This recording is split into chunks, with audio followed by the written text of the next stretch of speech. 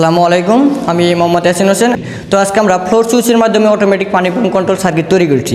তো এই সার্কিটটা তৈরি করতে আমাদের কী কী ইকুইপমেন্টগুলো লাগছে এবং আমাদের সার্কিটটা সম্পূর্ণভাবে ম্যানুয়াল এবং অটোভাবে কাজ করতেছি কিনা সেটা আপনার মাঝে শেয়ার করব।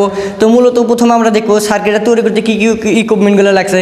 একটা ম্যাগনেটিক কন্ট্রাক্টর লাগছে, অবরোড রিলে লাগছে, একটা এমসিবি লাগছে, একটা যখন আমরা লোড সার্কিট থেকে পাওয়ার পাবে একটা সেই অনুযায়ী একটা ইন্ডিকেটর হিসাবে একটা লাইট ব্যবহার করছি এবং অন হবে যখন সেই অনুযায়ী একটা ইন্ডিকেটর ব্যবহার করছি।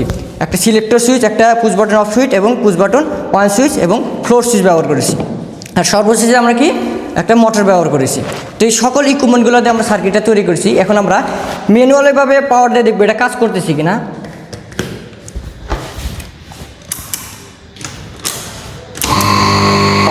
তো আলহামদুলিল্লাহ এটা আমাদের ম্যানুয়ালভাবে কাজ করতেছে। এখন আমরা দেখবো এটা অটোভাবে এটা ফ্লোর সুইচের মাধ্যমে কাজ করতেছি কিনা।